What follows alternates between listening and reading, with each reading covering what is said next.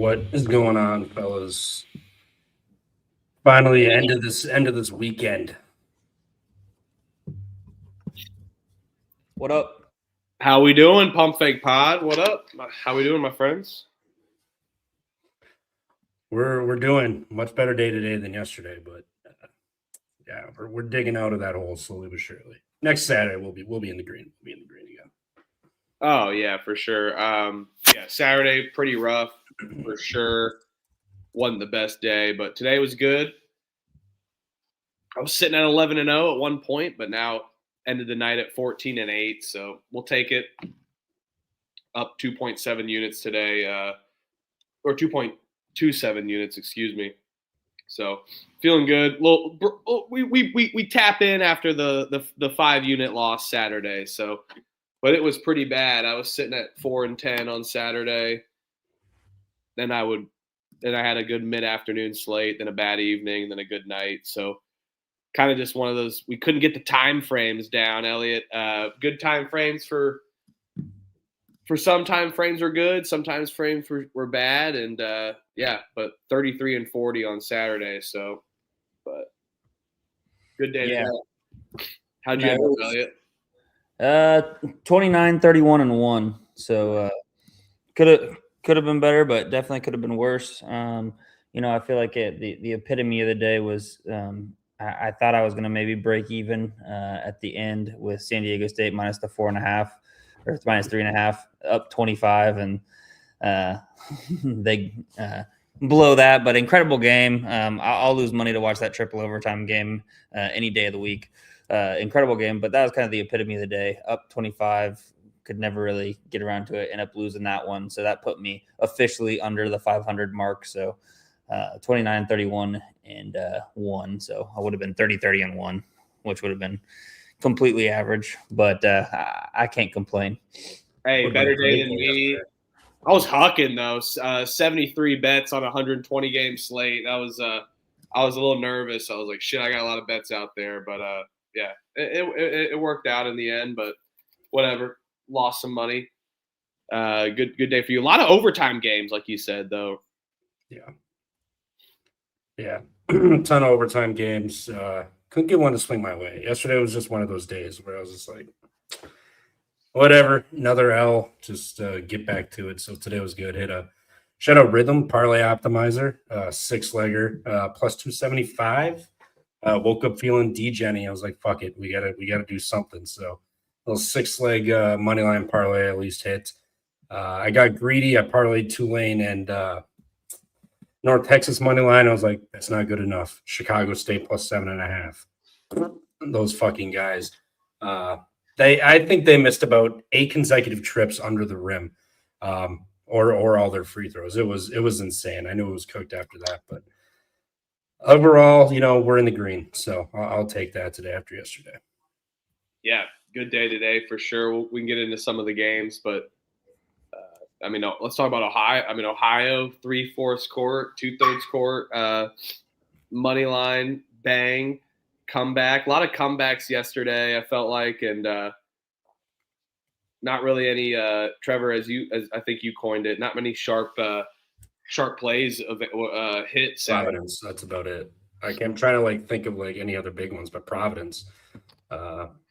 Maybe you could chalk that up to St. John's being shitty this year, but Providence got the big win after that. It didn't seem like there were many of these underdogs that were really showing up yesterday. Right. It was a weird conference play for sure, opener, but we always know how that works. Starting off 4-12 was just piss poor, but there was some good bets out there. Elliot, I think you definitely won the lock battles in our Friday night episodes. So cheers to you. I need to losses and wins, of course. I tout. Yes, I know I tout. I'm not an idiot. So do it for a reason. But I'm transparent in the losses. Let's go. I need to freaking just put a little asterisk or something on any battles so I can keep track, just to give you credit or to give you shit. because I honestly couldn't remember. When it's like 2:30 a.m., 3 a.m., and we're lock battling things, I'm betting it, but I'm not really like thinking, oh, you're taking the other side. So just like, man. Yeah, no, I mean, whatever. At the end of the day, I feel like it always evens out. Some days are good, some days are bad. But shit, man. I guess we can get into today. I mean, you guys got some picks in. I had Seton Hall money line. I was like, all right, that's dead. Like, all right, whatever. Wow. I mean, what the heck? I think a 14-0 run. It's like 14-0. Creighton couldn't hit shit. Like shots at the rim weren't going, and Seton Hall did what they do. They just grind you out, and hell of a comeback win. Glad the money line wasn't available because I was just going to play Creighton money line instead. I played the 2.5. So I guess shout out the book for not having that money line up. Saved my ass. Yeah. I had some crazy. I started off 11-0, so I was like, I'll never tweet again. When I tweet, it's a curse always. So I was like 11 wins, and then I end the night 3-8 to end after the 11-0 start. So whatever. But fire games today. Did you guys catch that UAB South Florida game at all? Double overtime. Yeah. Tulane game was fire, I thought, today. Yeah, Tulane. North Texas was great. Or Florida Atlantic, you mean? Shout out Puzzo. Trevor stopped vaping. Puzzo was at the South Florida game, so he got some free basketball. So UAB, USF go into double overtime, and USF survived. I think he was on South Florida, so that was the only tough part about that. But hell of a game to go to for sure. Yeah. Yeah. I mean, there were some good ones. Middle Tennessee, Sam Houston 1-point game today. Southern Illinois buzzer beater at Belmont. I think there were 2 buzzer beaters today, I believe. I had a 2-team money line parlay on that Belmont and FIU hit, but Belmont, man, I was worried about them the entire way. They just aren't really physical at all, and SIU I felt just kind of bodied them, and yeah, insane little buzzer beater there and comeback, 11-point lead blown by Belmont. Yeah. I thought there was another buzzer beater today. Could be wrong. Was Drake a buzzer beater? Seton Hall? I don't think so. Was it? Yeah, that Seton Hall finish was a really good one. I don't think Drake was, no. I know Youngstown State wasn't, Trevor. Dude, Youngstown, we need to talk about Youngstown. They are not good. 0-2 at home, 0-1 on the road. They don't look competitive. Something's wrong with them for sure. Yeah. Might be fade team for now because they just look discombobulated. But yeah, St. Thomas Eats went out against Denver. That was only a 4-point game. That was one of my money line teams. That Marist defense. Marist beat down of Iona. Holy shit! Oh my god! There's easiest. Iona played more minutes than points scored today. Literally, This Marist just they fucked them up. belt to ass. Oakland too. Oakland belt to ass as well on Robert Morris. Oakland belt to ass for sure. Yeah, Marist.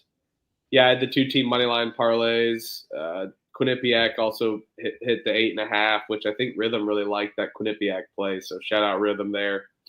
They get it down to Mount St. Mary's 80-69. So San Fran came back from 17 down at home to Portland too. I turned that on. I was like, "What the fuck is going on here?" Portland's good. They might be good. They kind of struggle with closing games out, but they look good for like 30 minutes, 35 minutes every game. Yeah, I agree. I lost on Pacific. Speaking of comeback, talk about yesterday. Freaking Gardner-Webb was up by like 20 on Winthrop. Oh. And I was like, I think I took the team total over for Winthrop. Winthrop had like 20-some points with like 6 minutes left. They're down like 40-20 or something. And I look at the live line because I was like, oh, Winthrop's going to win this game. I'm at the K-State game. And it's like Winthrop's still like minus 105, down 20 in the first half. I'm like, I'm not betting this. Shit you not. I look like two hours later, I'm at the restaurant after the game, and I see they win by 17. I was like, oh, that would have been free freaking money. Jeez. Still even money over a team down 17. Yeah, I mean, what the hell? Rhythm Play of the Day, I guess, also hit on Saturday. So shout out Rhythm Play of the Day, Georgia Southern over. Those have been cash cows this season. So shout out Georgia Southern. They've been darling this season. But I mean, talk about overs. How about the Hoosiers, baby? Dude, nobody could miss the start. I loved it. I had the over Forgot how to 152. play basketball in the second half a little bit. But yeah. Wow. 52 points in the first half. Insane. So you guys can get in the rest of the slate, though. I'm going to take a quick break. My freaking dog is freaking out if you haven't heard him yapping in the background. So I'll let you go real quick. Yeah, I really got, excuse me, nothing else for yesterday, tomorrow. I just wiped the page of yesterday. I wanted nothing to do with it anymore. But you got anything? Oh, no, not really. I was trying to think of some teams maybe to shout out from the Saturday slate. It gets so big that I will say shout out North Texas. That was a good win for them today at home, taking care of a Tulsa team who had only had one loss coming in. Just won by 47 too. Really, really good win for North Texas there in the Mean Green. I was looking, obviously Providence. Getting that win against St. John's, that was unexpected to say the least. Central Arkansas, that was a easy bet. I'll shout them out. I've been on them at home, and they just kind of roll some of these teams. So they ended up winning by 20. I was on them -9.5. It was a kind of a easy bet. UCF beating Kansas at home. That's something to talk about. Darren Peterson, man. He's on a minutes restriction due to all of his health issues, and I don't know if he's ever going to play a full healthy half there at all. I mean, he hasn't played a full healthy half yet. Or, I mean, a healthy full game yet. He seems to play like maybe 25 minutes, 30 minutes tops. Not even 30. I'd say 25 minutes tops. He scores a lot. But their defense is a lot worse when he's on the floor. And then, you look at the second half without him, KU kind of struggled offensively, only put up 34 points. And so it's interesting deal to kind of watch to see how that's going to play out in Big 12 play. Because if he's not going to be able to play, a full game, that might hurt KU just because two totally different teams when he's in and when he's out. And in the Big 12, you're not going to be able to freaking play half of a game like you're playing all these against these non-con teams. You're going to have to play a full 40. Yeah, the dude can't stay healthy. It's always hurt. Yeah, it's some cramping issue. I don't know. There's some electrical imbalance that he's got going on that nobody's figured out yet. Yeah, and they've sat him 4 games in a row or whatever it was too, and still having issues. Yeah, I don't know, man. I think it's something a little more serious than we think, for sure. Yeah, something they're not telling us everything. I can see that. And because Bill Self kind of didn't play it off either. It kind of just was we expect this a little bit too. So yeah, no, like I said, there's some electrical imbalance. There's something underlying, some condition that he has or something that's causing this because I guarantee you KU medical team has done everything that they can to prevent cramping, things of that nature. And obviously he's probably done everything he can too. So there's something going on that they can't figure out why it happens. But, it's like he exerts 20 minutes of full energy and he has to shut it down after that. Yeah. Yeah, something's up for sure. Tough though. Melvin Council Jr. was trying to keep Kansas alive in that game, but yeah, it was good games all around. I mean, going 33-40, whatever, 14-8, 20-0, I don't care. I love college basketball. Watching games was fun. Shout out my mom. She was watching games. My dad. They were great games yesterday. It embodied it. I think it took over the NFL. Who cares about the Panthers, Bucks? Who cares about Seahawks, 49ers? I cared about that Panthers game. That was one of my 3 wins the entire day. I didn't bet on it, but I did. I had people over, so I had on one of the screens, but didn't care. Oral Roberts, North Dakota State over all that anyway. So yeah, I had that on. I had the quad. I had 2 quad boxes going. Same. saying. Miami of Ohio, never losing. Yeah, they're gonna go. They might just win the whole damn thing. Where's Travis Steele coaching next year? Not there. Maybe. I don't know. Barring a collapse. If they get to the tournament, yeah, definitely, maybe somewhere. But I mean, if Groshi's not moving on from Akron, well, I'm kind of surprised that he hasn't moved on from Akron either. I think he probably will. That team's really Yes, old they've and got- experienced and been in the program. ever though, Yeah. I don't know. It's one of those up in the air ones. But yeah, maybe he stays in Miami. Great.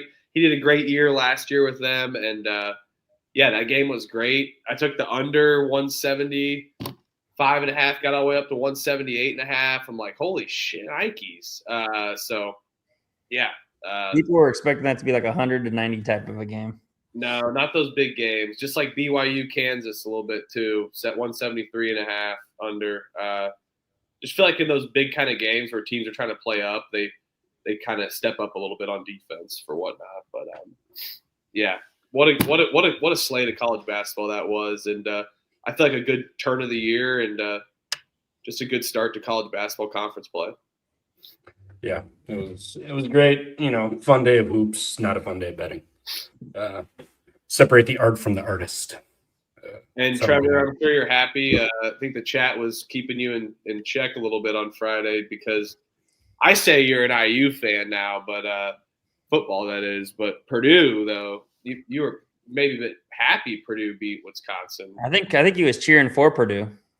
He was saying Braden Smith player of the year. So. Yeah, I know. I was like, right in the middle of that game when I saw it, I was like, all right, time to start my Braden Smith player of the year slander. I didn't want to cash these tickets. I'll address the Badgers. We are fucking awful. Line came down from 8.5. I played the 5.5 with the money line. First half, I was like, okay, they're fighting. They're playing all right. And then the Avalanche. I even said that while I was sitting and watching it. After we were down like 9, and then they came down for a slam to go up 11. I was like, oh, here comes the Avalanche. And big time Avalanche. They just fucked them up. Okay. Baltimore cannot score for my under 41. Steelers. Yes. Let's go. Under 41.5. One more defensive stop, please. I just got Steelers money line plus 170 it took, but come on. But dude, yeah, I don't know, man. I think Wisconsin, I can't believe Greg Gard's going to get canned before Luke Fickell potentially, but Shout out Trevor. He hopped in. He was wasted on Friday. I don't even remember being in the chat. Oops. Meg came in on the chat for sure. Even Meg was longer in the chat almost. She was in there. Yeah, she went home early. I was out partying. She was longer and she was actually coherent. I could read her message. I don't remember hopping in the chat. I think we were out till about 2. Solid 8 hours of drinking with the friends. Just got the best of me. Great. Sounds like a great time. Best event of the year. Yeah, it was a blast. But you guys drive home? No, I Ubered. No, I'm kidding. Wisconsin though, the cops don't care, right? I've already used up my free passes, so it's Uber for me. Uber forever now. I have to say that every episode because I have an over bet of how many times I bring it up this season. So we're almost at every episode I've been on. But yes, shout out Wisconsin, Booze City. You get booze in hospitals, basically. You got like ER waiting room. You can bring it in, assuming they don't catch you. Shall we? Yes. Columbia's catching. Yeah, you stole it. Columbia's catching 2.5 at Cornell, Ivy League. Kind of a standalone game. Probably, I don't know, 8 to 10 minutes left in the game. You're going to have the Nebraska-Ohio State game start, so I will bet this one. But Cornell laying 2.5. Columbia's looked all right. 170 points, though, it seems excessive. But, I mean, Cornell can give it up and they can score. So, I mean, don't know how you really don't play the over or even Columbia. Like, Columbia's looked all right. They can put up buckets. They played a little bit of defense. Cornell's not. I'll take Columbia with the 2.5. I think Columbia could win this game. Cornell just refuses to really play defense. They just want to outscore you. So bite them in the ass here. Yeah, I'll battle you here. I'm going to take Cornell -2.5. I think Columbia. I'm with you. I like this Columbia team. I bet on them a good amount this season. But just with how conference play, kind of similar to last season, I feel like with Columbia, they were really hot in the non-con, then they kind of hit a dry spell. I think we're going to see that just to start off Ivy League play. I'm not counting out Columbia on this the rest of the season by any means. I think that they're one of the competitors, and they're going to be a top seed in the Ivy League, competing with probably Cornell and Yale, and for a bid to the tournament. But I think this is just a tough spot for Columbia. They just put up 106 on Wednesday. They've had some time off. They put up 90 before that. So we know Columbia can score. They can kind of play to both styles a little bit too. So I expect a ton of points. A little too high for me to take an over pre-flop. But I'm going to go with Cornell getting it done at home. I think Columbia is competitive. There's going to be tons of live opportunities. I still think Cornell gets it done, wins by about 2 to 3 possessions with the foul game a little bit late. And I think Cornell's threes just take them home a little bit against Columbia. So when the battle of the threes are going to be the catalyst to who wins this game for sure.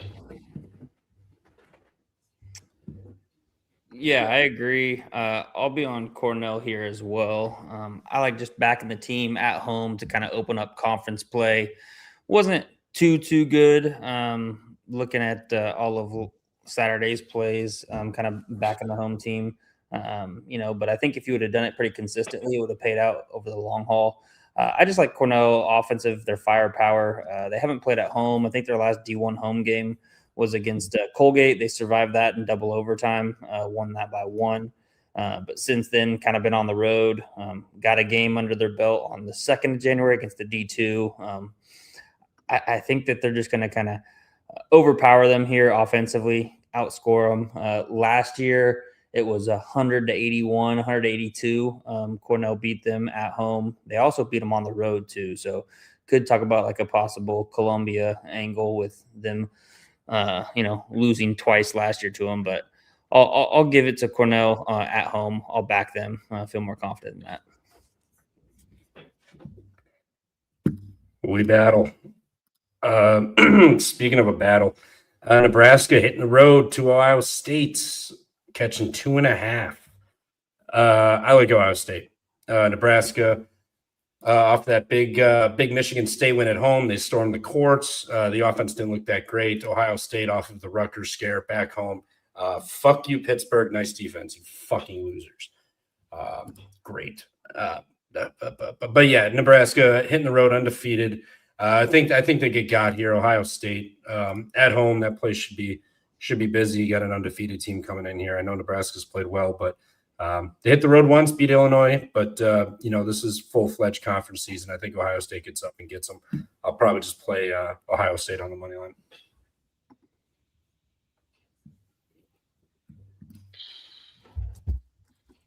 I'm going to battle you again. I'm going to go with Nebraska here. I know that it's 15-0 on the road, essentially, but I think this Nebraska team's tough. I know that they're going on the road, but I think they get it done in Value City Arena. Their first loss is on Saturday against IU on the 10th, but I like this Nebraska team. That 15-0, 14-0 doesn't travel well ever. Especially fading a court storm. I completely understand that logic, Trevor. But I think Ohio State, they've been competitive in certain games, but they've also shown that their defense is porous. And Nebraska, really physical team, can also expel you on the perimeter a little bit, kind of keep you put you into dry spells, plays both sides of the ball well. I think they kind of go in and get it done, and this magic continues for the Cornhuskers. But it eventually will dry up. I'm not too impressed with Value City Arena. I'm going to wait to bet this though. I think it might go up. I'm going to see what it does at the end of the episode here. But I do like Nebraska catching points at Value City Arena. Yeah, take that with a grain of salt. Huff hates Ohio State. I'll be on Ohio State money line. does kind of scare me just because Nebraska, they've kind of seemed to get it done no matter who they play. I just think they're due for a little regression 3-point wise. Against Illinois on the road, when they got it done, they ended up shooting like 43%, 46% from the three. I think we see, one of these games, whether it's Illinois or Ohio State or Indiana, or maybe even both, they struggle a little bit from the 3-point line. And I think Ohio State can kind of pop them up. They're a good defensive team on the 3-point line. And I think at home place will be rocking here. Ohio State football's already knocked out, so everybody's focused on basketball season now. Should be a good atmosphere, similar to what it was when Illinois came to town and Ohio State dropped that game. So I'll be on Ohio State, just the money line as well. Clip that for the fans in Valley City Arena. It's basically the Bryce Jordan Center. And yes, I do hate Ohio State, but I have bet them this season and bet on them. So it's not always a complete fade spot for Ohio State. Go Huskers. It ain't tomorrow. You'll come to learn. But we got Alabama State laying 2.5 at Pine Bluff, over under 161.5. Alabama State off the big Mississippi Valley win on the road, back-to-back road wins. Pine Bluff here. I'll take Pine Bluff at home as a dog. No bet. Yeah, I'm not betting this game for tomorrow, although I kind of may. I'll just take the over. I probably won't bet this. We're betting a lot. I'm going to bet this. I'll take the over 161.5. I think we see this number soar. No defense at all. Pine Bluff likes to run it up. They can score 90. They can score 80. All we need is both teams to score basically in the 80s. I think that's definitely can happen, especially on the short spread here. I will take the over here. I will bet this. Yep, I agree as well. I like the over 161.5 here. Rhythm likes it as well. It was a spot I was looking at earlier. So for that fact, it'll be a bet for me. I was going to take Pine Bluff plus the 2.5, just at home, back to home conference angle. Pine Bluff was, I think, laying a similar line, plus 1.5 or plus 2.5. At home last time out, and they got the job done outright against Alabama A&M by 12. So I'd be on that side as well with you, Trev, but I will just take the over 161.5, and I'll end up betting this. Best of luck. Bill and Mary catching 2.5 at Charleston tomorrow. Charleston's won 5 straight. Bill and Mary 3 straight here. Last time they hit the road, lost to George Washington. They played a fair share on the road here. Charleston's looking good. They've started to figure it out and started to click a little bit. I'll take Charleston at home, laying the 2.5. I think a lot of people are going to like Bill and Mary, but I think Charleston shows up, gets it done here at home for the first time since – I'm sorry, they played Drexel post All-Star break, Christmas break here. Won by 9, and they just beat Elon on the road by 4. I think they come home and catch Bill and Mary too, and they start to solidify themselves in this conference after a rough start to the year. Yeah, I'm with you. I think Charleston at home is solid. I think the line's just a tad bit telling too. Hate going against my boys on the Tribe. I love William and Mary. They're the fastest paced team in the country. They run and gun. They're going to split you open. And I like they can fire from 3. And unfortunately, William and Mary's defense is pretty good too. So, they can run in transition. They can play both sides of the ball. But Charleston, not the most efficient 3-point team. So we need them to be able to fall. I think they need to be able to take it inside a little bit more, kind of play the slugfest kind of game, home environment at TD Arena.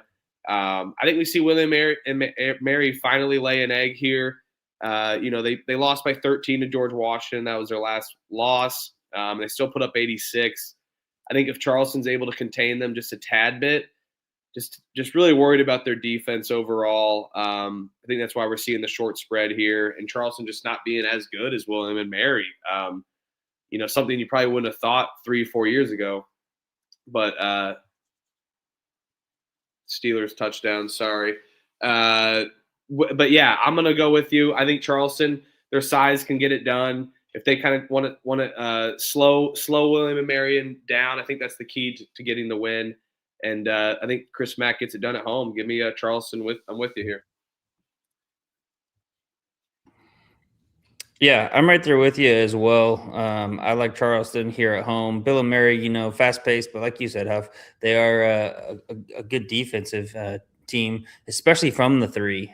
So I think the tactic that you had mentioned, Charleston going inside in the paint from two, really focusing on that is going to be very key. Terrible missed extra point by Pitt right there. That might come back to haunt them. But I think, if Charleston's able to kind of bang it down low, that's one part of the defense that William & Mary is really suspect on. They give up 55%, 2-point percentage, good for 273rd in the country. So while they're a good 3-point defending team, they're not very good down low. So I think Charleston will be able to bang it out down low, draw some fouls, convert at the free throw line. William & Mary maybe not shoot as efficient as they typically do here on the road. I'll back Charleston -2.5. Let's go. Yeah, Ken, what the fuck? This game was the dead under until this last, 5 minutes of this game? It's like touchdown, like 2 plays. This is insane. Game I might be at tomorrow. Milwaukee is at Green Bay in the Crest Center. Over under 147.5. Got to a big win over the weekend. Who was that to be? Fort Wayne. They busted their ass by 18. Now they're traveling back home. Milwaukee off back-to-back losses here. Laying points on the road. Man, I have a feeling that Milwaukee gets their win here. And Green Bay comes in feeling themselves a little bit after beating Fort Wayne, who's not been great in conference play the last couple of years. Milwaukee starting out, 0-1? 3-1. Holy shit. Can't do the math here, but back-to-back road games, both losses. Now you're going to go up to Green Bay. I think they can catch this one. Green Bay just feeling themselves a little bit after Saturday, winning by 18. So I will take Milwaukee here, laying the 2.5. Yeah, Milwaukee off of 2 losses, laying points against Gottlieb. I think it's definitely a dream scenario here. I'll take Milwaukee on the money line, squeeze the juice just a tad bit, -130. I think they get it done. I think they have no choice to get it done. And I think like you said it best, Trevor. I mean, off of a win, Green Bay just played really good defensively, and I feel like they play better when they go a little bit slower. And I think Milwaukee's pace and lack of turnovers is going to be the key to win this game, and some second chance opportunities for the Panthers. So give me Milwaukee here on the money line, going into Green Bay. Not too far of a travel spot. Yep. Yeah, I agree. This is one of the ones that I won't back the home team on. At first, initially, I was like, oh, you could back the home conference team here. Green Bay, they already lost to Robert Morris. We've kind of seen maybe Robert Morris is a little suspect. Not like what we thought. I know last year we obviously thought they were going to take a step back, but they maybe have taken a couple steps back. But I'll just trust the better team here in Milwaukee. Green Bay really struggles to defend anything inside the 3, and I think that Milwaukee is going to be able to get whatever they want in the paint, maybe get some offensive rebounds, second chance opportunities like you said, Huff. I'll be on Milwaukee here to get it done. Better team. I'll trust the better team, better coach. Off 2 losses. Let's go. Yeah. Penn's catching 2.5 at Princeton. Princeton's laying points. Princeton got their win. Did you guys realize? What's that? Sorry, before I forget. This is the first 6 games, all 2.5-point spreads. Yeah, I noticed that when I was making the slides. I was like, man, is everything 2.5 today? Conference play. Yep. Princeton beat Vermont overtime at home. Finally got that win. It's not like they were getting blown out before. Penn comes in, just beat NGIT. Did Princeton figure it out is kind of like what I'm wondering. I mean, they're laying points. They lost like 7 straight by 5. Finally got the win. Did they get that monkey off the back and finally could just start to play? McCaffrey they don't play defense really, and Princeton's not great at it, but they can at least do it, and they can score. Like, they keep up with teams. It's just they were never able to get over the hump. They got the win now at home. I'll lay it with Princeton. I'll lay it. I'm not sure I bet this game, though, but I'll lay it. Let's go. Sorry, have the Steelers money line. Need it big. I'm gonna go with Penn here. Not confident on quite betting it yet, so check the picks page for this one. But I think Penn, their defense is suspect for sure, but they've fought hard against good teams. I think offensively they're going to be able to push the pace on Princeton, and we've seen Princeton go up against high-paced teams. They've really struggled a little bit.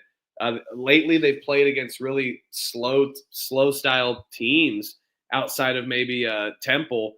I think Princeton's going to struggle here defensively, even in a home spot.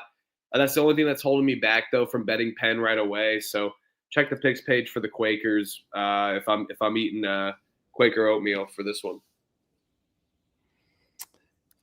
Yeah, I'll be on the Princeton side. Might possibly get there with a bet. Haven't really decided yet. Princeton, they do defend the 3 well. I know their defense isn't great, but they do rely on their defense more so than they have in the past because their offense, played it not very good, playing at a really slow pace. Putting up mid 60s kind of. So that's a little concerning against the Penn team that will kind of be able to potentially do whatever they want and put up a lot of points. I do think the total kind of favors the Princeton style of play and game, sitting at 145.5.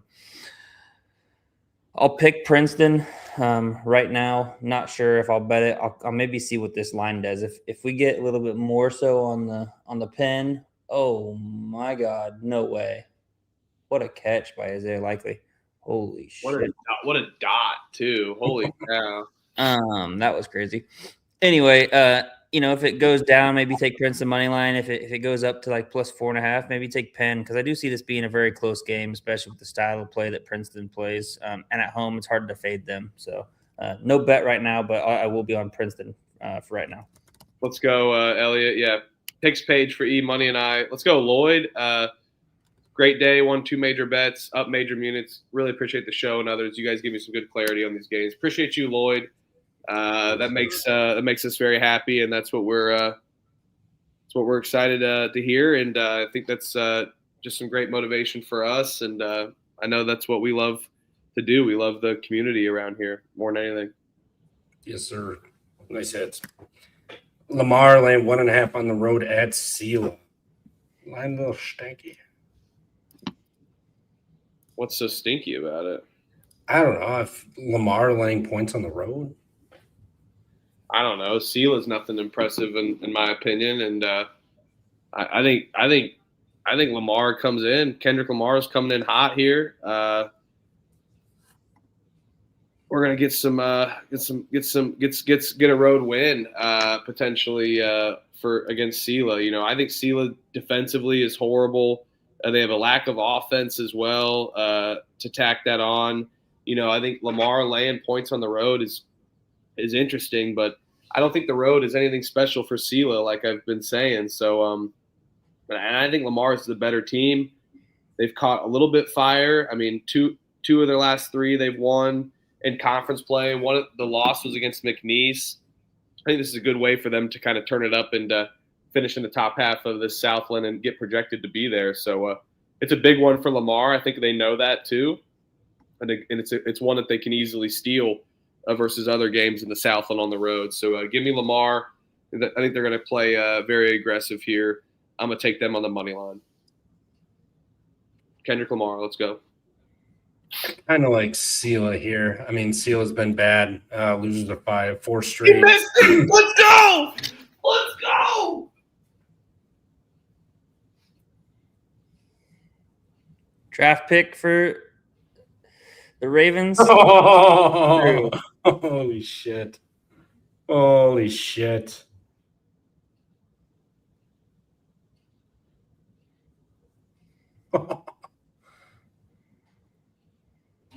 Aaron Rodgers does it again.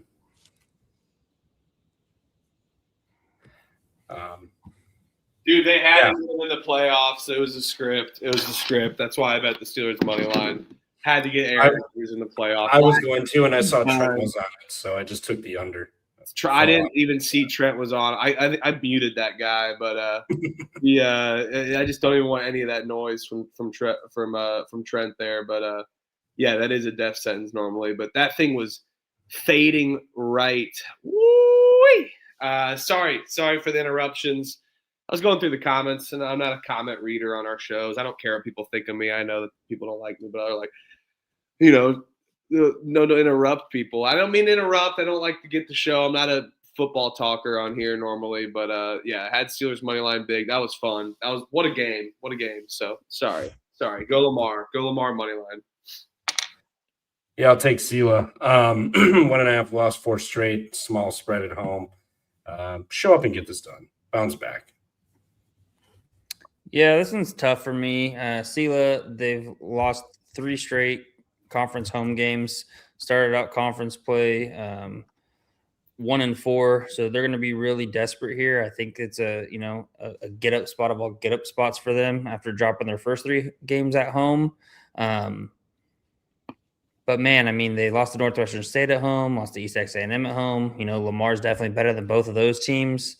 Hard for me to say. I'll take Sela on the money line. Probably not going to bet it. I don't really trust this team, but I do think it's a Sela spot.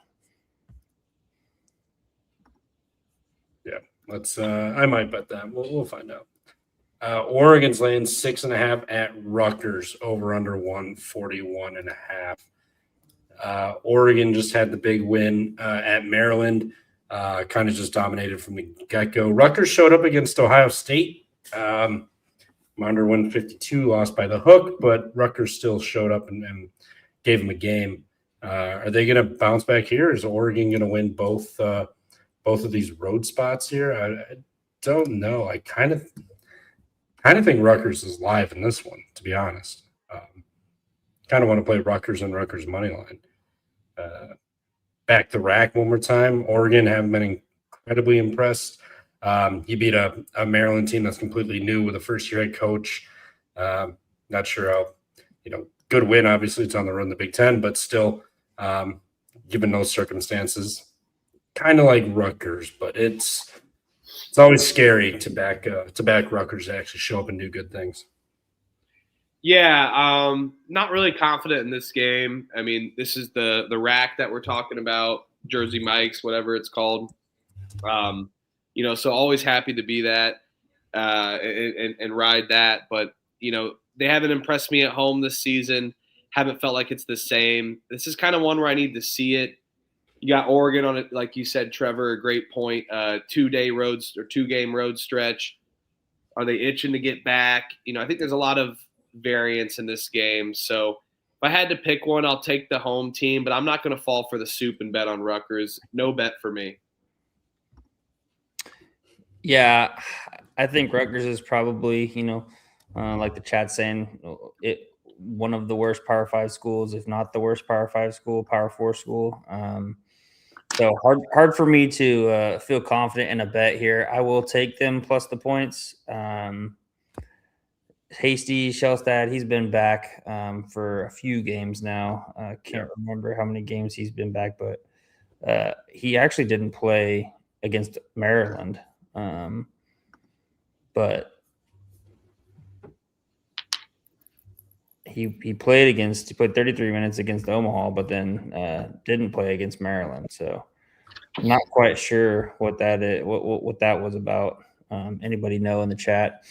But yeah, I'll be on Rutgers here and the home dog at plus 6.5. I think it's a lot of points. Oregon probably wins. I don't feel confident in a bet, though. I'm not going to trust a Rutgers team to be able to put up enough points to keep it close. Yeah, weird game. Let's talk about maybe a Final Four of bad P5 schools. We got Rutgers, Boston College, DePaul, Big East, Xavier. maybe this I don't think season. Xavier's that bad, but They're pretty bad. Penn State. Penn State. I like that. Maybe another Who else can we ACC put school. in? What else can we put in here? Georgia Tech, maybe. Utah. Utah. Wisconsin.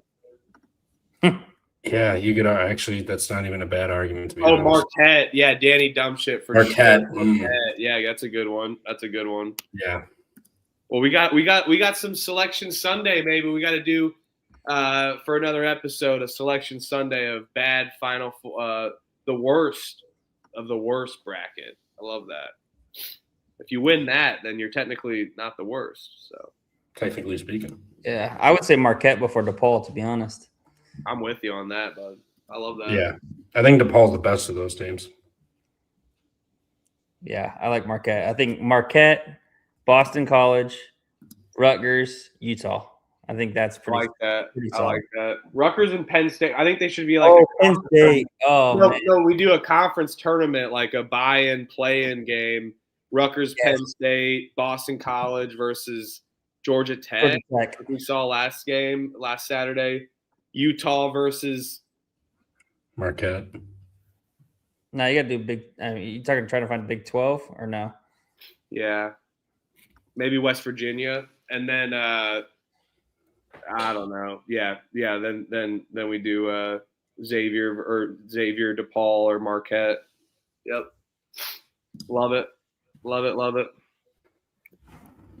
You got Yale laying 9.5 off the Alabama game at Brown, plus 9.5. Brown's season ended with a loss to Yale last year. I'm not sure if they would have gotten into the Ivy League tournament with that. I'm not 100% sure, but they did lose 70-61 at home.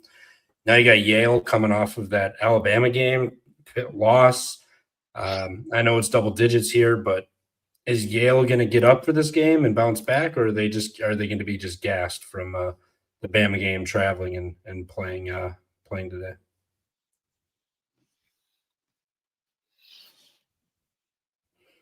I'm not sure. I think Yale. It's tough to bet against Yale personally, but if they're kind of running and gunning, I feel like defensively wise, they kind of just forget about that side of the ball and like to go. But Brown, not really a run and gun style team. Like to sit back, run sets just a tad bit.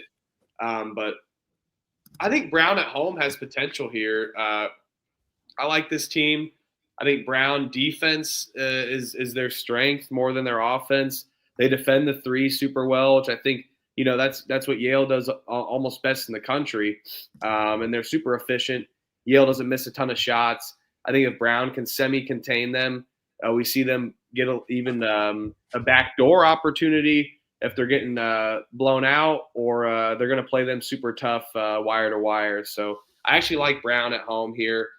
We've seen Brown go competitive against some of these other bigger schools that they've played, and I think their resume bodes well here for at least a cover against Yale at home. Yeah, kind of lean towards Brown too, but Yale's had a week, lost to Bama. Now you go play Brown. I think this Brown team can honestly just. I think they can get clapped. Something tells me Brown, so I'll pick Brown. I'll trust my gut here. Maybe they limit the threes and kind of just hang around in this game. Lose this game by 6 or 7. So give me Brown. No bet though. Don't have a great enough feel in this one. Yeah, I'll take Yale minus the 9.5.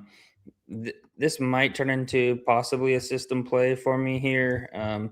Just kind of backing Yale. I think they're a hell of a lot better than pretty much every single Ivy League team this year. Brown, I just don't think they have the offensive firepower. I think they can, be respectable on defense. The one thing that's concerning about me, and probably why I'm laying off of a bet just for this first game of Ivy League play, is the fact that Brown's 3-point defense is really good. And that's something that Yale really has success with the 3. Take Yale minus the 9.5, but I'm probably going to be backing Yale a lot here in conference play, even with these big numbers. Yeah. It could be a completely fake sharp play with Brown, but I don't know. Trust my Stones, I suppose. Dartmouth catching 6.5 at Harvard. Over under 143.5. Who wants to kick this one off? Battle of the nerds.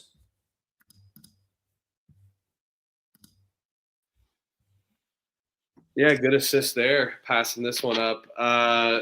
Dartmouth, Harvard, over under 143.5. I'm tempted to take an over with it being Dartmouth, but Harvard overs just don't really entice me. So kind of got a battle of two different styles here. Harvard kind of looked impressive. They had a good road win against Colgate.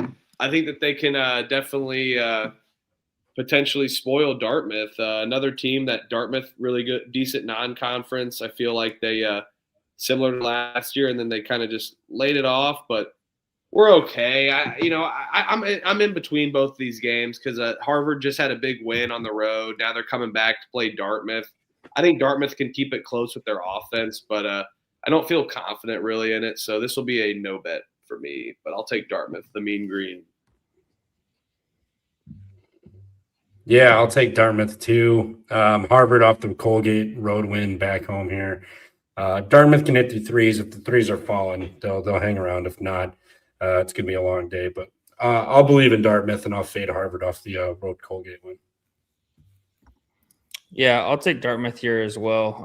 I agree. If their threes are falling, they, rely on 43% of their total points coming from the 3, shoot at a pretty high clip as well. I think Dartmouth can hang in here, be competitive. I see this game being close down the stretch. Give me Dartmouth plus the points. Don't love it, though. I'm not betting every game tomorrow, I don't think. I'll be close, but not every game. Yep. Next, Prairie View's catching 7.5 at Southern. Ugh. Prairie View just lost to Grambling by 4, and they're hitting the road again. Southern staying at home. Just beat Texas Southern by 11. Now they get Prairie View at home here. They don't have to travel. Prairie View back-to-back road games. I'll take Southern laying the big number. I think they show up again. Prairie View just getting tired of being out on the road so much. High total. I think Southern gets what they want and wins this game by double digits, but probably a no bet here.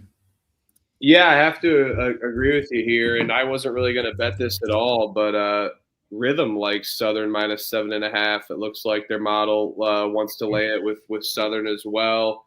Good win against Texas Southern, so maybe they're taking in that data and taking in all the road data as well. Prairie View really defensively is super porous, and I think Southern's going to be able to have back-to-back solid offensive games here. So, now that Rhythm liked it, I think that's the motivation I needed. I'm not saying that's our Rhythm play of the day necessarily, but giving you another insight under the hood there. I like Southern minus 7.5. I will take that. I'm on Southern minus 7.5 as well. I was on Southern minus 6.5 against Texas Southern there on Saturday. One of my wins came through for me. I just think Southern is the better team here. I'll trust the better team here at home to get it done, especially with Prairie View. This will be their 4th straight road game before they return home, and I will look to back them whatever they're laying against Mississippi Valley State come Saturday. But I will be on Southern minus the 7.5. Don't mind the over. It is pretty high at 161.5. But I'll just tend to back the home team here. I think Southern gets this done by 10+. Let's go. Incarnate Word catching 1.5 at Rio Grande Valley, the STD. Elliot, what say you about this one? Man, UTRGV, they've been letting me down. I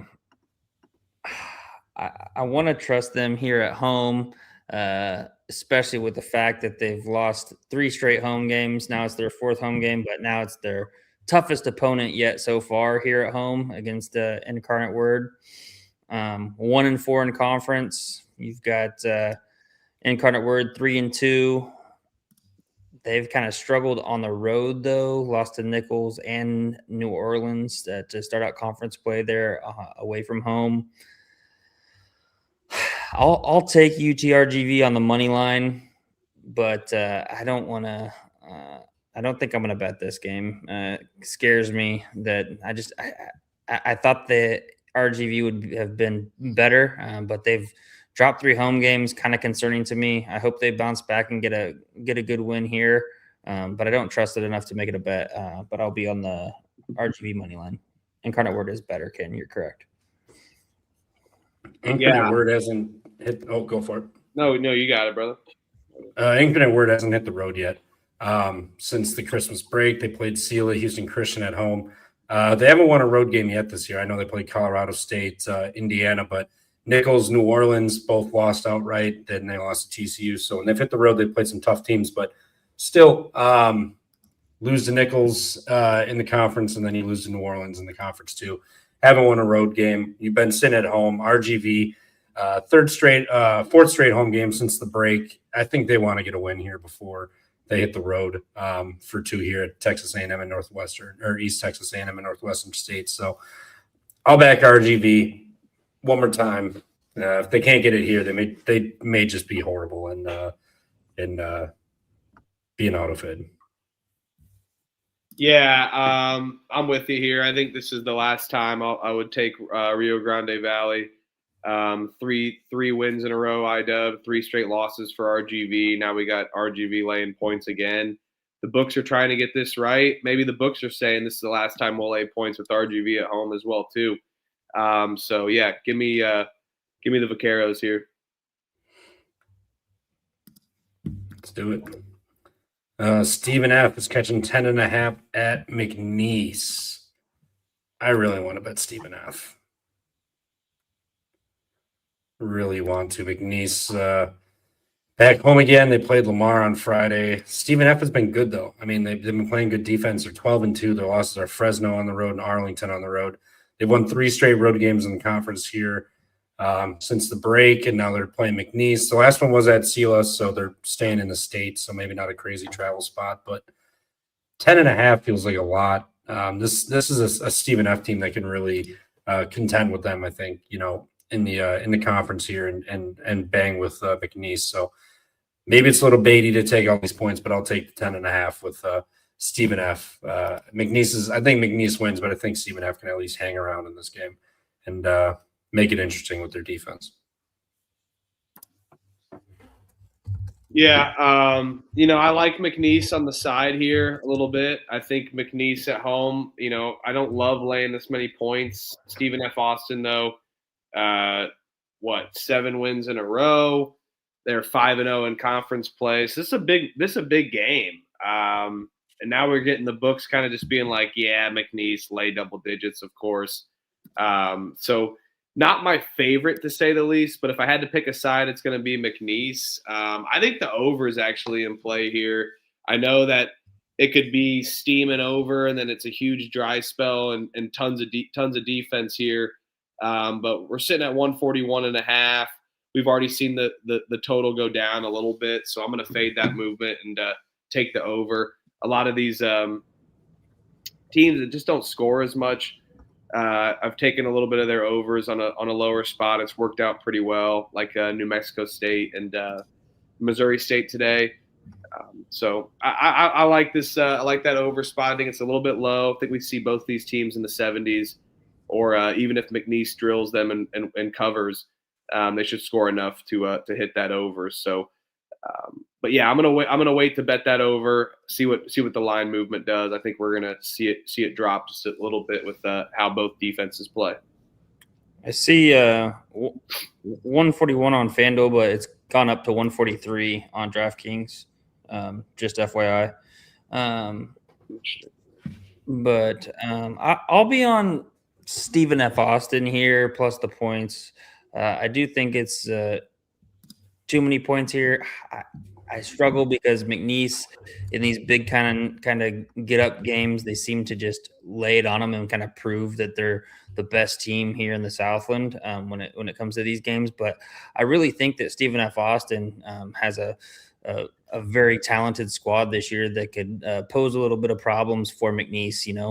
Typically on defense, McNeese really likes to force a lot of turnovers, but on offense, Stephen F. Austin does a great job of being able to take care of the ball. So I think that's where the game's is going to kind of be won and lost here. So I'll take Stephen F. Austin plus the 10.5. And I'll probably end up betting this. Haven't fired on it quite yet, but before the end, I'll probably end up betting this. I will take the over 141.5. Thanks, Elliot. Yep. Took it on FanDuel. I will say my one reservation with Stephen F. is their free throw shooting, but I think it's the defense is what really keeps them in this game, personally. So root for the over. Let's make it sweaty for Huff, but at least just Stephen F. cover and go over. I'm going to skip to this game since it's got to dip real quick. It's one of my favorites tomorrow. Texas A&M, they're actually laying 2.5. I got them mixed up. So Houston Christian, 2.5-point home dog. I will take Houston Christian with the 2.5 and money line. Last year, season ended to Texas A&M Corpus Christi in the postseason. Now they're heading back here. Corpus Christi won 2 straight in the conference here, and now they're hitting the road to Houston Christian. Houston Christian's lost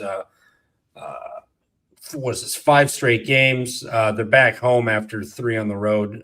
So that small gym revenge factor. Houston Christian, I think, has been all right this year. They're not amazing, but I think they've been all right. I think that they're going to pull an upset here and get revenge for how last year ended. I mean, 35% minute continuity, top 100 in the country. So I think they remember this. I think they get up and they win this game. I'll take Houston Christian.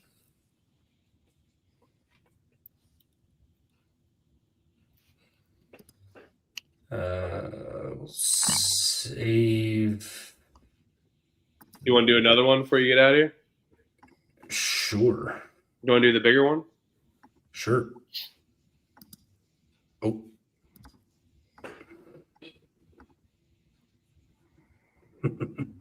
This game. Sparty back home after a loss. USC just played Michigan, got the shit beaten out of them. Sparty laying 9.5. How many people do you think are going to be taking USC with the points?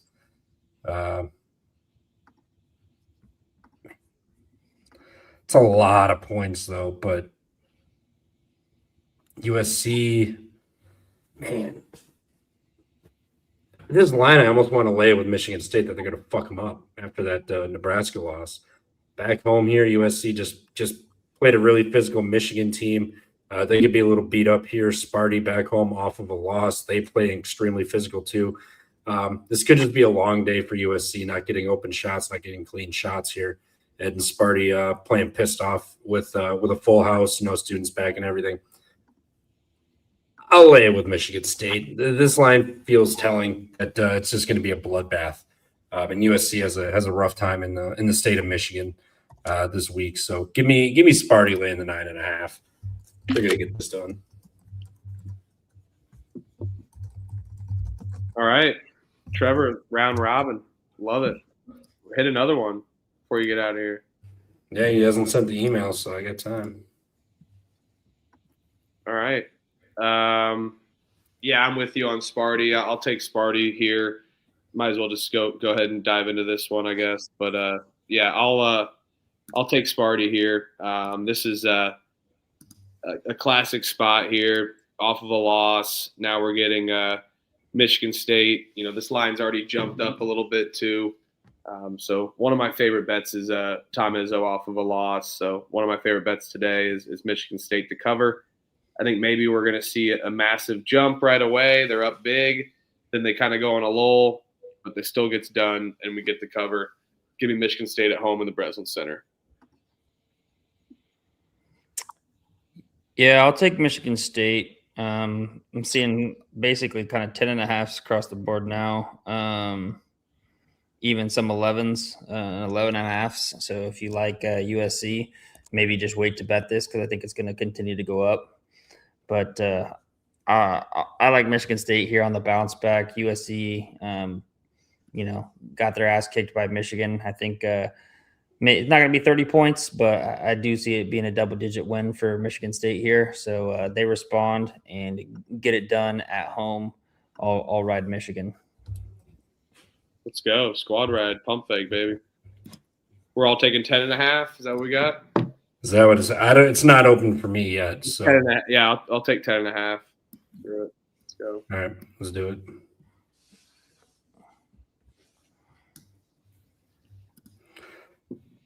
All right. All right. I am out of here now, but best of luck. And we'll see you guys tomorrow. And if I go to the Green Bay game, I will send out some pictures. Yeah, send some pictures, send some tweets if you go. And we'll see you tomorrow. Super Tuesday slate, conference play, baby. Yes. One of the best. It'll be a good one. Monday nights on the Pump Fake Pod, second to Friday slates. Yep. All right. Best of luck, guys. Mega shows, I mean. See you in a bit. Minute. Nicholls State laying 8.5 against Northwestern State. Over under is 144.5. Northwestern State's is a little bit soupy, I think.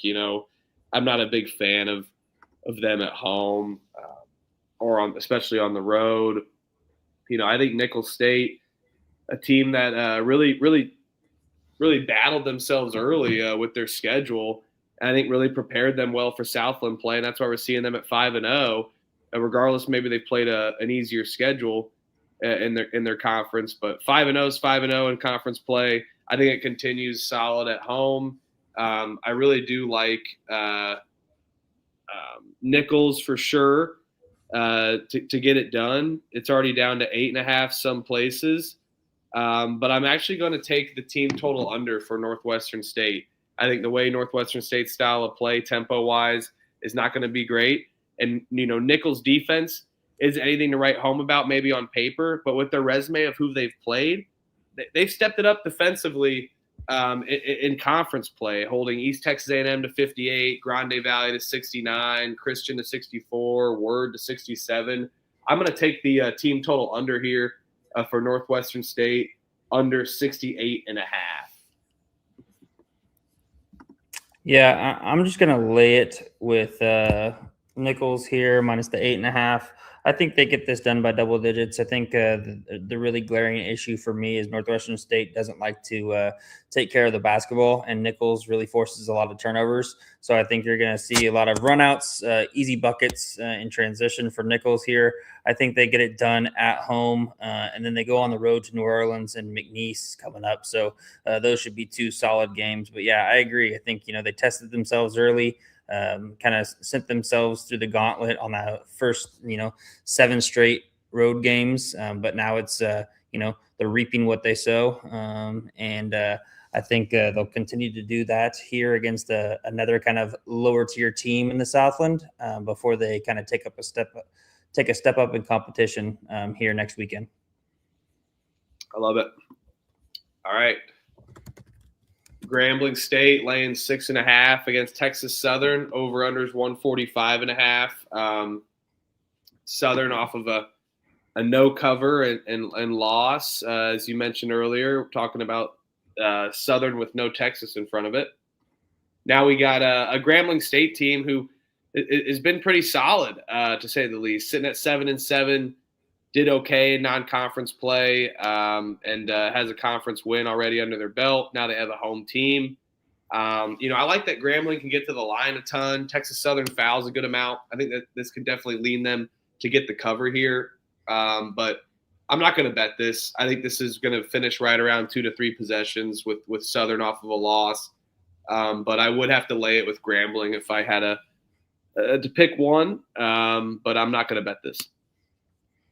Yeah, I'll take Grambling State as well here. I was on Grambling minus the 5 on Saturday. They didn't come through for me. Only beat Prairie View by 4, so that kind of sucked. I can see kind of a similar spot here where Grambling wins by 4 or 5. Doesn't get the cover. I think that they're going to win it. Might not ever be in doubt. But for some reason, I just don't like laying this 6.5 number. I feel like it could end right at about 6. So I'll take Grambling State minus the 6.5. But it'll be a no bet for me as well. Unless I see something. You can check the picks page. I don't make everything final until the day of, kind of right before. So could always change my mind, but at the moment, Grambling State pick for me only. Houston Christian laying 2.5 against Texas A&M Corpus Christi. The Islanders over-unders 132.5. Don't love this Houston Christian team, especially betting on them laying points. I feel like A&M Corpus Christi is just a tad better, in my opinion. Two road spots in a row, not too far of a road spot. I mean, hell, Texas is very far, but now you got a team that's 1-4 in conference play, that's lost the last 5, laying points. It feels a little soupy here, in my opinion. As much as I want to bet Houston Christian, they're on my no bet list at the moment, so I can't do that. I'll take Houston Christian money line, no bet. It just feels weird with a worse team laying points here. I think Corpus Christi is just a tad better, but no bet for me. Yeah, I'll take Houston Christian. And I think Trev said he mixed up these lines. Is that correct? Because I'm seeing plus 2.5 for Houston Christian. So I'll take Houston Christian plus 2.5, short little home dog. I think that they win this outright, but I'll take the 2-point bucket. You saw what happened in that Ohio Eastern Michigan game, so I'll avoid that. Take the 2.5 here, and will be a bet for me. I will be on Houston Christian tomorrow. I like them starting out 1-4. I'm backing a lot of these 1-4 teams in Southland play. What could go wrong? But I think they can get it done here against Corpus Christi. Corpus Christi screwed me. I was on UTRGV. They already got the road win against them on Saturday, so gonna fade them again. Hopefully they don't make me eat shit twice. Yeah, no bet for me. I'll be rooting for you. Oh, baby. New Orleans is laying 7.5 against East Texas A&M. Over-under is 151.5. Has this line jumped already? No, it hasn't. It's still 7.5. I'll lay it with New Orleans and Master P here. I think New Orleans is they went on a little blunder after their ego trip, just a tad bit of having a great conference play. But now you're getting a lowly team in East Texas A&M coming in who hasn't just been able to perform well at all. They did get a win against SELA of all teams, but outside of that has just really laid it down in conference play. Now you have New Orleans off of 2 road losses in a row coming back home. I think the Privateers can stomp here. 4-10 team laying this many points against East Texas A&M, whose defense is atrocious. I'm going to lay it with the Privateers here. I will bet this. Yeah, this is a 1-4 team in conference play who I will not be betting on. I'm not going to back East Texas A&M. I've been pretty profitable, just kind of fading them completely. I tried to back them against Stephen F. Austin at home, but other than that, I've kind of faded them since against Lamar and Nichols, and they've kind of gotten destroyed, or at least at Nichols, lost by 22. I think New Orleans gets right here after dropping those 2 away games. It does kind of concern me that they dropped a home game to Houston Christian and then survived against Incarnate Word, but I think their offense, they're going to be able to put up a lot of points, and while their defense isn't great, I just don't think that East Texas A&M's offense is worth a damn to take advantage of sometimes piss poor New Orleans defense. So I will lay it with the Privateers as well. Let's go, brother. Oh, Alabama A&M versus Mississippi Valley State. Valley State's catching 10.5. Over-unders 138.5. penultimate game of the night, but we've already given out our cap for the ultimate game. So I guess this is one of our finales for the cap. We'll recap the last game, but I don't know, man. This is Mississippi Valley State catching points last year. A&M won 82-70. Valley State was competitive.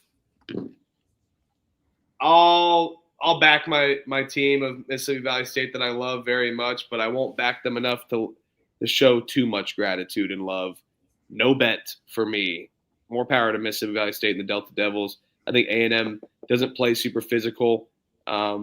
Mississippi Valley State could push the pace, hang in it possibly, but I just don't think they can play 40 minutes of basketball at all too very well for me to bet on them. Yeah, I think I'll be on Mississippi Valley State as well. I just think that the slow pace of play that Alabama A&M plays with, mixed with Mississippi Valley State playing at a slow pace, seems like it's a lot of points, and it's kind of proven in this team total, proven in the total 138.5. I'll take the double digits here, the double digit dog at home. I don't know if I want to bet this though. I'll lay off of it. It probably is going to get bet up a little bit because everybody who just seems to fade Mississippi Valley State. And so maybe we can get a better number and I might fire at it. Who knows? But yeah, I'll be on the Mississippi Valley State side for sure. All right, we're laying it with Michigan State minus 10.5, 11.5. If you got 11.5, take it. We missed the 9.5 here. So, yeah, I think Michigan State's going to be able to get it done. I think they're going to win the interior play if they can limit the guard play down and try to play the perimeter well in defense. They'll be just fine because I think the interior is going to take care of itself. So, yeah, give me Michigan State in the Breslin Center laying the points. Yep, bounce back spot here for Michigan State. I think they're able to get it done. I think USC, they're just kind of will be licking their chops to get home just because they're going to fresh off an ass whooping against Michigan. They'll probably bend over, take another one tomorrow against Michigan State.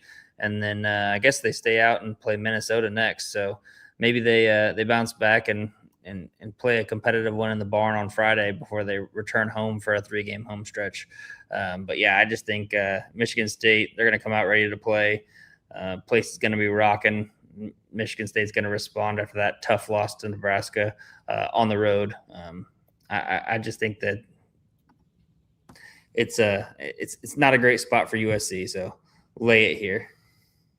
Yeah, let's lay it. And what a heck of a show. Easy Monday slate, 19 games. I'm excited for it, though. Be a nice little, not having to watch 19 games in a 1-hour window for essentially on a Saturday. Although I love that. It was a fun one. Again, 33-40, 14 on Saturday, 14-8 today. So we're sitting just barely up in January, but up 45 units on the year. So we're going to chase 50 or 44.2 units, on the year. We're going to chase 50 this week. And it's been a help with Rhythm. I mean, shout out Rhythm, even with their parlay optimizer. So doing those money line, 2-team money line parlays has helped with Rhythm and their parlay optimizer. Getting the picks on today. Looks like everyone's got their picks on, getting their picks on right after this. Elliot, shout out Rhythm. Their play of the day is 27-12 on the Pump Fake Pod. 27 out of 39 bets hit for the Rhythm play of the day. Shall we ride Southern minus 7.5 for the Rhythm play of the day? Yes, sir. I'm down for the Jaguars. 7.5 at home. A hell of a band that they have as well, too. A great school, a lot of school spirit for Southern. And we're going to have a lot of school spirit for them tomorrow. Get the blue and yellow out, the light blue and yellow. I love that color scheme personally for the Jags there. And that's going to be our play of the day, minus 7.5. 27-12 for the Rhythm play of the day. Use promo code PFP25 for 25% off your first month. Parlay optimizer. We got bet, click on every sports book possible. That's linked to sports book. Rhythm is just on the up. continuously and got big things moving for 2026. So give them a shout, rhythm.ai. Elliot, any final thoughts here? Anything you want to say about the weekend and what's to come for the week? I will say, the 27-12 doesn't, for the rhythm play of the day, doesn't do it justice. I mean, we look at our last 3 losses on the rhythm play of the day. They've all lost by the hook. So it's been right there. We just fell short. Even though the ones that we've missed, we've barely missed on. So excited to kind of continue with that rhythm play of the day. Hopefully it comes through with the Jaguars against Prairie View tomorrow night. But yeah, looking forward to just start a conference play. I know it was a little wacky conference opener Saturday. We survived. Didn't completely ruin us. I know all of us lost, but we survived. We forward focused, put the blinders on, learn from the losses, and kind of keep it rolling. Trust the process, and at the end of the day, we should be profitable, and it's kind of proof is in the pudding. Kind of what we've done. Continue to cap it the same way, and the ball will fall and the chips will fall how they may. Absolutely. The chips have definitely fallen. Trevor's sitting up 20 units on the year. I'm up 44 units on the year. Elliot's been rocking. Got a fire record. So it's been a good year for the Pump Fake Pod. It's gonna be a new year now for 2026. So this is when the fun begins. Other sports start to wind down a little bit, football specifically, and basketball starts to take the spotlight. Let's freaking go. Elliot, you're the man. Hit that like and subscribe button. Everyone in the chat, thank you for tuning in. Quick like. Just go hit a quick like. Got a lot of viewers. Go to the YouTube page if you're not on YouTube. Go to Pump Fake Pod if you're not subscribed. We got great stuff on the internet, social media, Twitter, X, Instagram, you name it, at Pump Fake Pod. We really appreciate everybody in the chat. That's my man, Elliot Money. I'm Michael Huffer. Freaking, let's pump fake out of here. Peace and love, everyone.